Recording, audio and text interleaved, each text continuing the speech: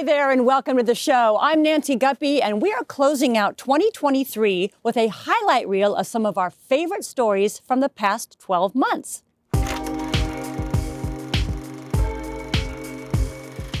Carolyn Hitt, Brian Sanchez, Roy McAlister, Wynia Lang, and the Hideout. So sit back, relax, and enjoy Art Zone's year-end celebration of artists in action.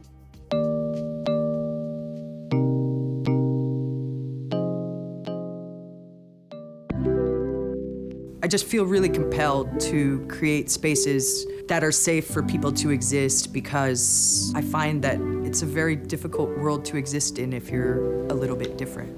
So it's a compulsion. If I have to put obsessive energy into anything, because I can't necessarily make it go away, so it has to be focused. So this is how I've chosen to focus my energy. Hello, friends. I am a Seattle-based artist and community organizer. I run a handful of art studios on Capitol Hill. I'm a painter. I do a little bit of small set design.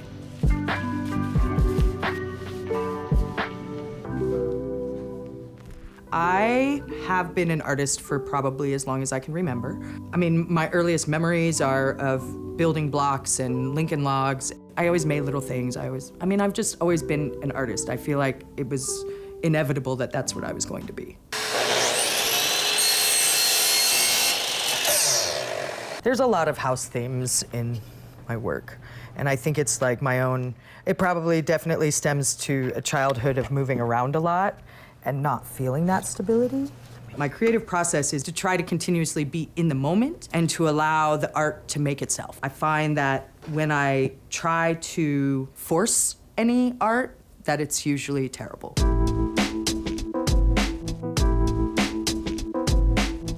So much of my art is about connection. It's about making sense of the vastness of the universe and the complexity of our connection to everything. You know, I put things out that are in various stages of, that's done enough. Like, that seems done. Like, the more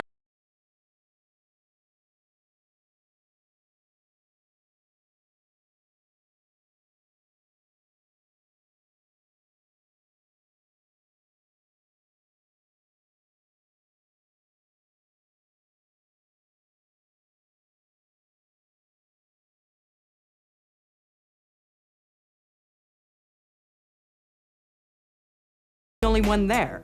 So we'll just keep this. This is just my stuff. I'll put it in my area of stuff. Of course. I like the camaraderie of community coming and going. I like to create with other people or collaborate with other people. There's so much in the studio that's kind of my stuff, but everybody's stuff, and then there's very few things that are just my stuff.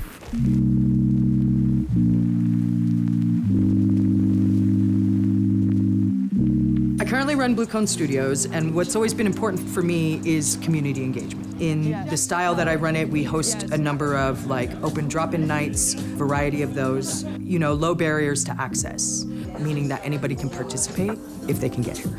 Tuesday, 6 to 9, Japira hosts ceramics. If you haven't got the pine cone, you gotta try the pine cone. This is so perfect for you.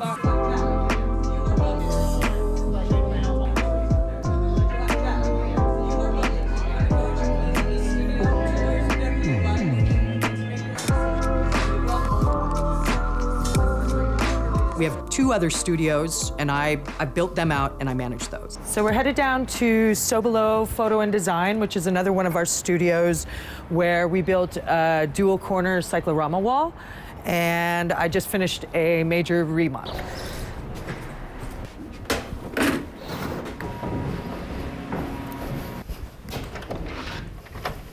We built this studio in particular to provide a unique photography, videography studio. A handful of our clothing brands that we are connected with shoot their products here. We really wanted to make it affordable. We really wanted to offer somewhere for people to practice their craft.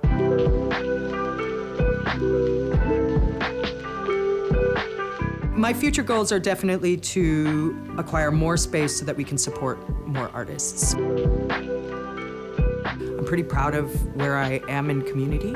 I'm proud of the work that I do in community, and that I've managed to hold space in a way that is important to the people that come.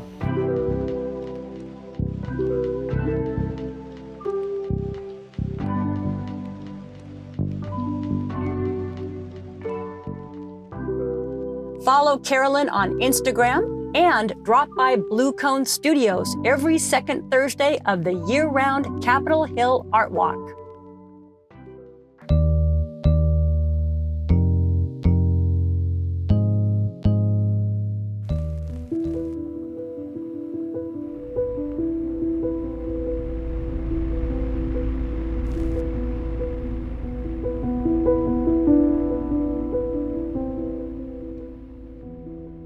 Art is life, and I'm constantly collecting information and basically putting it in my knapsack, and then when I come in the studio, I just empty that knapsack, and this is everything that's there.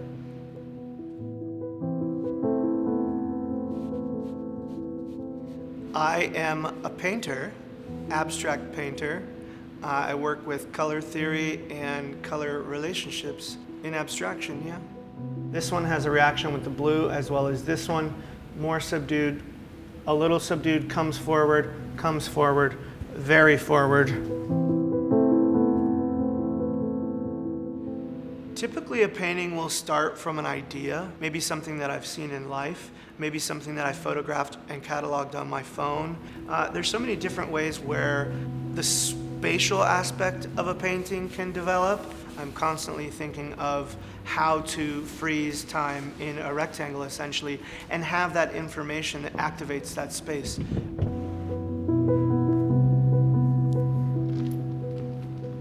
Usually, each painting starts with a study on paper.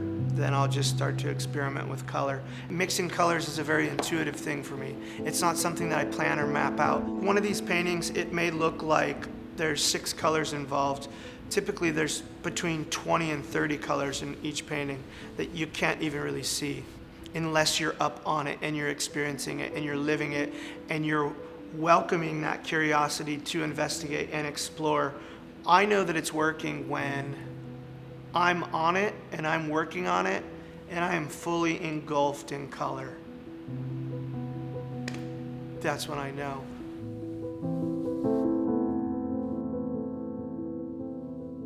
I'm not really thinking at all. I'm really just appreciating the flow of the brush. I'm trying to land in one area, and by the time I think I've figured out that area, my eye has caught another, and I've drifted off into another place. And that motion is continuous. I'm really just kind of moving with the painting. I mean, it's kind of like your hair's in the wind, to be honest.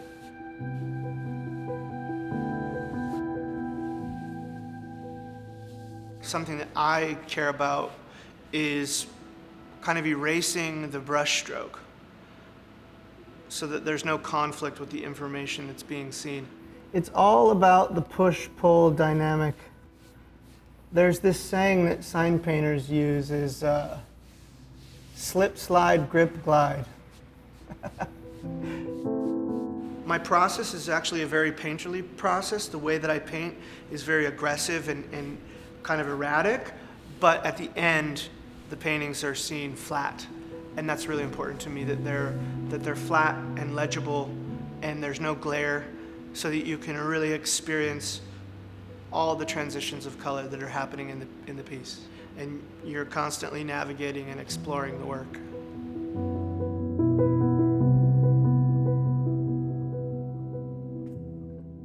Follow Brian on Instagram and check out his website, 2eyes10fingers.com.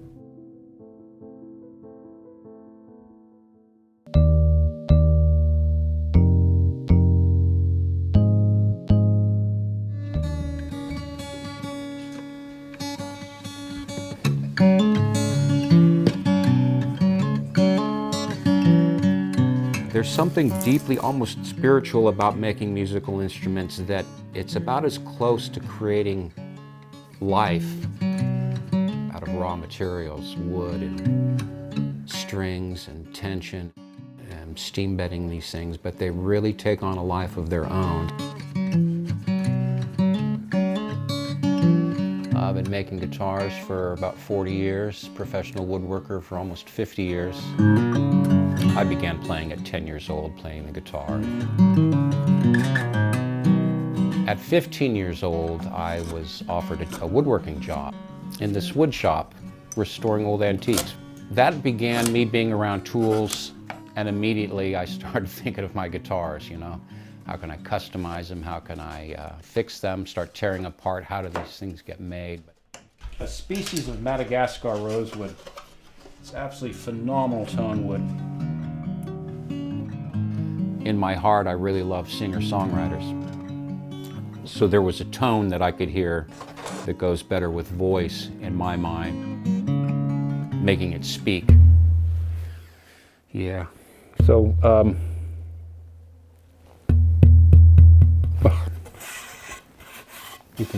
you can hear it. German alpine spruce. Different flavors of tone wood, what they do to add to the voice of a guitar. Beautiful. There weren't too many luthiers making a living, so guitars were more of a hobby. I was ultimately offered a job at Santa Cruz Guitar Company. It was fantastic. Made extremely high-end guitars.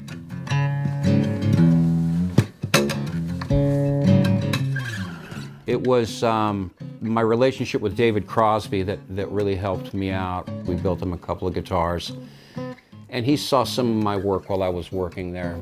He loved the craft of lutherie, and he was talking about a guitar that he always wanted but never found one. I thought, well, I'm going to make him one. And he ended up falling in love with this guitar. It's my favorite guitar. Has used it on every recording, has toured with it. Man showed up at my gate one day, where I live. He said, my name's Roy McAlister. I used to work at Santa Cruz Guitars, and I helped build your 12-string. I made a guitar I want you to play. And I thought to myself, oh, this is going to be bad, you know, and some guy with a yo-yo head. And she said, I got guitars I don't even play, man, but here, let me see it. And he put it in my hand, and he put magic in my hand. That changed my life right there. I'm real grateful, right? An article had come out in Acoustic Guitar magazine of David Crosby speaking highly about my guitars, and the phone just went crazy after that. And then within a week, I got a call from Mark Cohn, Graham Nash, Jackson Brown. Since then, I'd built for Michelle Willis and Becca Stevens, guys like Jeff Pevar and Sean Tubbs, Warren Haynes. When I first started working with Jackson, he likes to work face to face, so he'd come up to my shop and we'd hand guitars back and forth. He'd want this tone or wanted that tone. He'd show me what he liked about certain guitars, playability, tone. He was at our house playing. He's joking around, he goes, oh, any guitar can sound good when you play it quiet, you know, but when you, and he's kind of just joking. He said, if you play it really hard is when you, and he just starts strumming the hell out of the guitar. And my daughter's right behind him, and it startled her. She's only about 2 years old. And she puts her hand over her ears really fast, you know, while he's playing. But it's hilarious. He loves the photo. He's got one in his house. One of my favorite songs that he wrote was a song called These Days. He wrote when he was 16 years old. He used my guitar to play that song every time, every concert for the next, I think, 15 years. It still chokes me up. I've built David probably a dozen guitars for him and a lot for his friends. And I just gave one of his guitars to Jeff, right there. We really became close over the years. He really was one of my biggest advocates. And then I got diagnosed with cancer. And so we were both in this nursing ourselves and keeping an eye on each other. You know, up to the day he passed, he and I had been talking regularly. We were really concerned about each other. And we had been talking and laughing just days before. He left a message on my cell phone, I think 2 days before he passed. And his last words were, "I love you." Last time I'll hear his voice is him saying, "I love you." And so it ripped me apart when he died. I really lost a dear friend. The music world lost a very creative and driven man.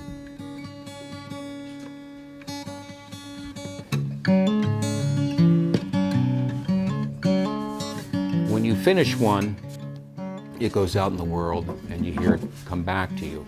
A piece of furniture doesn't do that. You build a piece of furniture, you take a picture of it and you enjoy the picture of it. And a guitar is different. You've created this thing that will then go on and develop and have a voice, and you'll hear it in different ways. It's very rewarding. You know, I never get tired of making the guitars because you never know where it's going to go after that. You don't know who's going to be playing it, who's going to be recording with it. It is more than just a musical instrument. It can be a musical partner.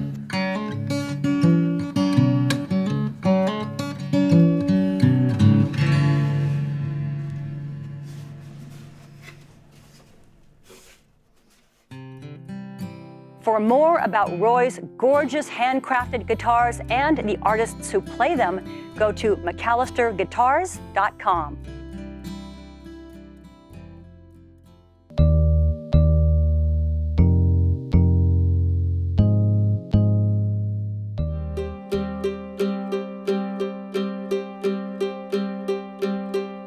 My work is process-driven. Everything I do is finding a different process to create a pattern.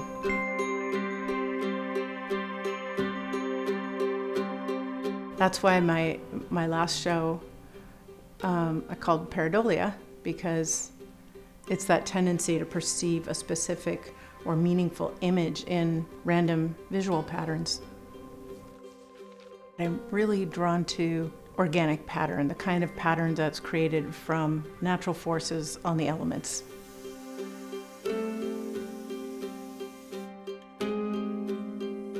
I use wind, gravity, and temperature primarily. So these natural forces are going to, they inherently produce these organic patterns. It might look like mycelium, it might look like waves or rays of sunshine through water or earth from above.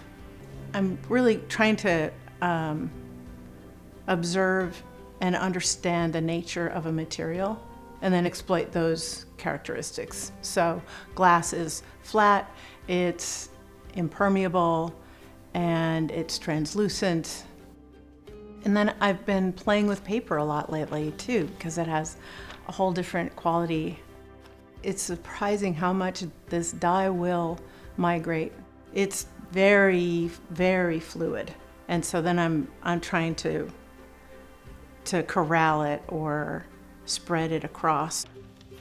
I'm always kind of choosing whether I want to move with what is, or do I want to, impose my will upon it and see if I can get it to do something else.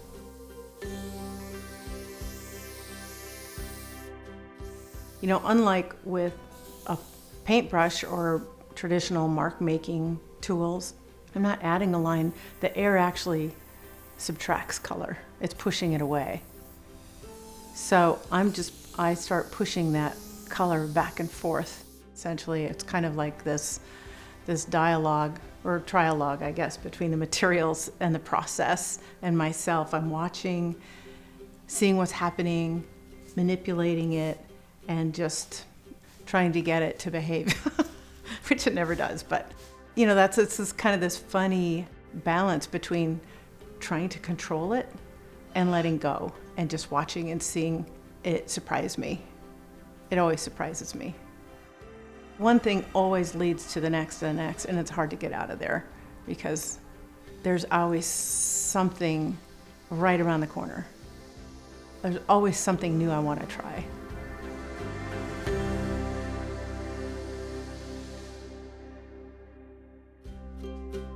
Learn more about Wynia and her myriad of beautiful and eclectic artworks and projects at rhuby.com.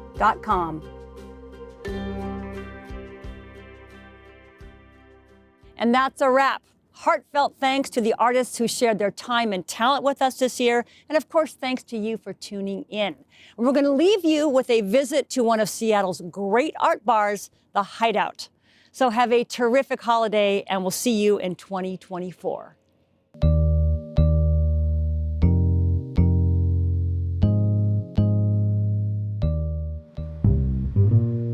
I'm Jeremy Buben, and I am the curator of the Hideout.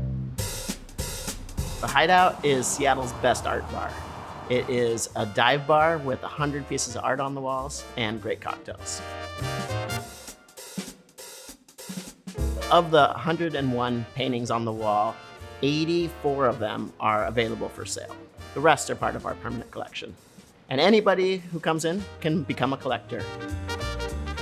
The Hideout has a wide array of patrons, from hospital workers to First Hill residents to artists. So we create an atmosphere that is surrounded by creativity. We have interesting paintings on the walls that spark conversation and remind people that we're living in a town with great art.